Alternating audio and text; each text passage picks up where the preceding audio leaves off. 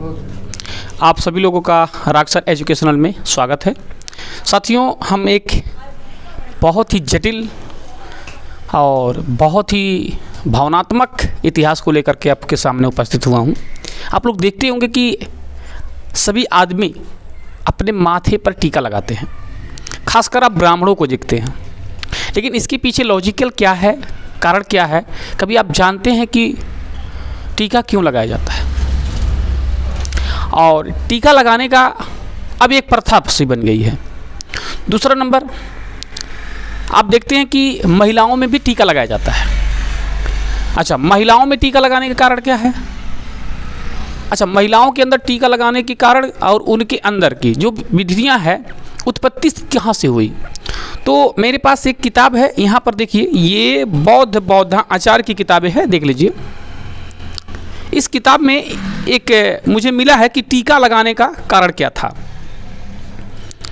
तो पौराणिक कथाओं के अनुसार यहाँ पर दो लोग थे। हमारे देश में जब आर्यों का आगमन होता है, आर्यों का आगमन होता है, आगमन, तो आगमन के दौरान क्या हुआ? क्योंकि ये बताया जाता है कि हमारे देश में वैदिक काल संस्कृति जब हम पढ़ते हैं तो ये 15% यानी 15 लोग ही आए थे। तो 15 लोगों ने 3-3 की बटालियन बांट रखा था। क्योंकि देखिए, आज की दुनिया में कोई भी चीज़ कंप्रोमाइज़ से होता है। जब तक आप कंप्रोमाइज़ नहीं करेंगे तब तक कुछ हो नहीं सकता है। तो इसमें सिर्फ 5-5 लोगों को बटालियन क्लियर किया गया और कहा गया कि आप क्या करोगे, आप बुद्धिमान हो तो खाली पढ़ोगे और पढ़ाओगे, समझाओगे, क्योंकि हम लोग को यहाँ की बातचीत और सारी चीज़ें समझ में नहीं आ रहा है। तो ये पठन पाठन का कार्य ले लिए। और फिर 5 लोग क्या किए, वो लोग थोड़ा सा हष्ट-खष्ट थे, मार झगड़ा कर लेते थे और बढ़िया पुष्ट थे। तो उन लोगों ने क्या किया कि आप लोगों को क्या करना है कि लड़ाई भिड़ाई करके आपको लाना होगा। और यहाँ पर फिर 5 लोग थे, वो लोग थोड़ा हेरा फेरी करना जानते थे, बहुत चालाक टाइप के लोग थे। तो उनको वैश्य का रूप धारण कर लिया गया और ये 3 कटघरी का उत्पत्ति हो गई। और इसी 3 कटघरी को आज भी हमारा देश झेल रहा है। इसलिए झेल रहा है क्योंकि ये लोगों ने कोई कथा के नाम पे ठगा, तो कोई लड़ाई के नाम पे धन को छीना, तो कोई ने बिजनेस के नाम पे, पूंजी के नाम पे अपना ठगने का काम किया। साथियों, अब आता है यहाँ पर भी एक विचित्र बातें आती है कि टीका की उत्पत्ति। तो इतने, जब हमारे देश में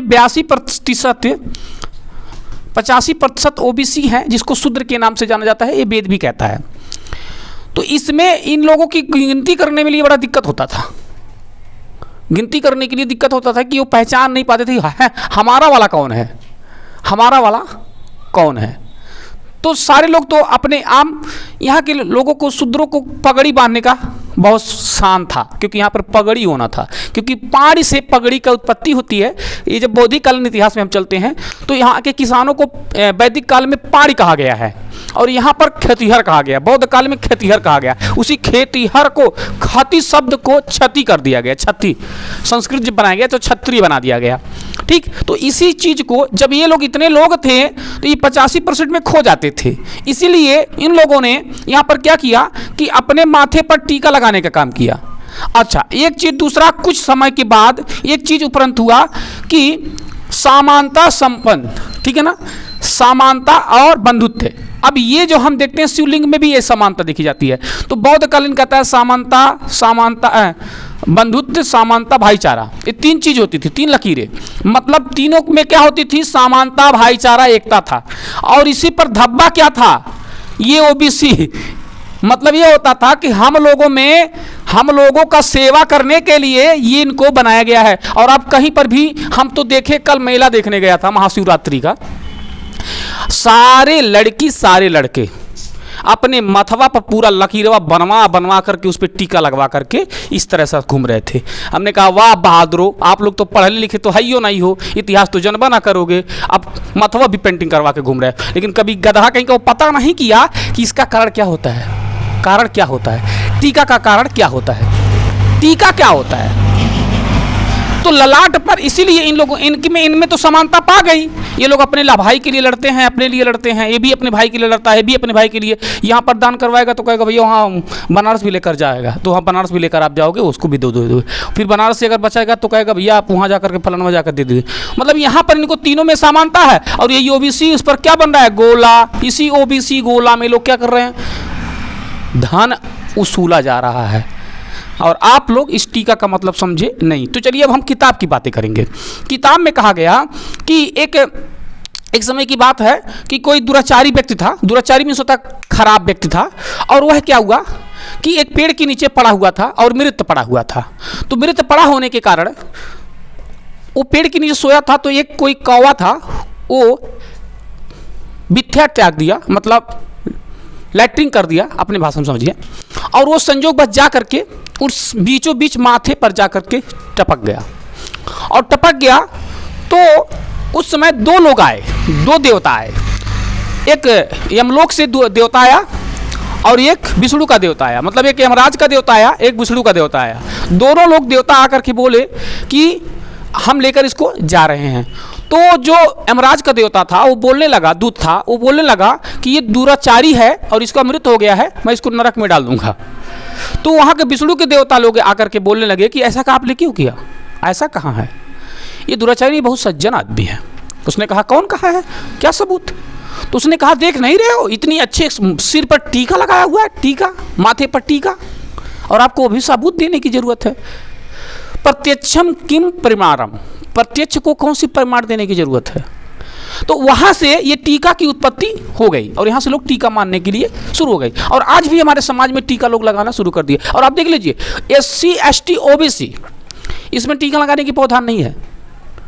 इसमें भी जो भक्तिकालीन की बात आती है, जब आप भक्तिकालीन में जाते हैं या भक्ति भाव भजन में जाते हैं तब आप टीका लगाते हैं। तो कहने का मतलब है आप इसी चीज़ को जब फॉलो करके, इस संस्कृति को जब फॉलो करेंगे तो आपको टीका लगाना संभावित हो जाएगा। लेकिन अगर आप टीका नहीं लगाते हैं, आप कभी देखें बुद्ध के माथे पर टीका नहीं देखें, अंबेडकर के माथे पर टीका नहीं देखे,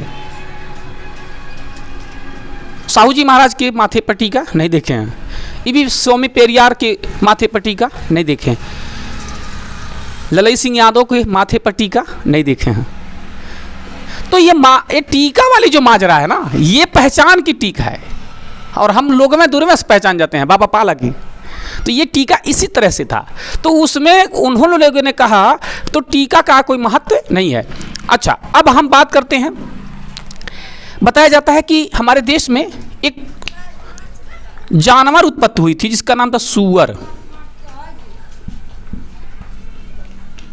और ये क्या करती थी, पूरी भारत की धरती की मिथ्या को खत्म करता था।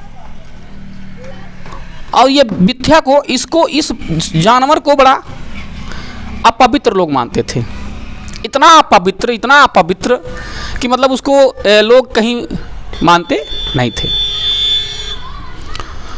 तो ये चीज़ इतना पवित्र था लेकिन पूजनीय हमारे समाज में माना जाता है। बहुत खतरनाक इतिहास खोलना नहीं चाह रहे थे, अच्छा खोलूंगा भी नहीं क्योंकि कुछ दिक्कत हो सकता है। तो यहाँ पर जो होती थी तो इसको बड़ा खतरनाक, लेकिन ये जानवर क्या था, हमारे देश में भलाई करने के लिए पैदा हुआ था। लेकिन जब लोगों को पता चला कि इससे लोगों को बिजनेस चल रहा है, बिजनेस कर रहे हैं, तो लोगों ने गांव-गांव लैट्रिन लगवा दिया ताकि बीमार होना शुरू। अब वहाँ से लोग बीमारियाँ फैलाने शुरू कर। एक 10 से 20 ग्राम मिथ्या को खत्म करने के लिए हमारे घरों में शुद्ध पेयजल को 10 से 25 लीटर पानी को दहाया जाता है। और हम कहते हैं गंगा मैया हैं। तो वो कहाँ गंगा मैया गई, जहाँ पर 25 ग्राम के लैट्रिन को 50 लीटर गंगा से धोया जा रहा है और जाके पनिया में जहाँ हाथी घोड़ा कुत्ता बिल्ली ऊँट सियार सब जो लोग लैट्रिन त्याग रहे हैं उसका पानी पवित्र हो गया। यहाँ की पानी को आप मिथ्या धो रहे हो और वहाँ की पानी पवित्र हो गई।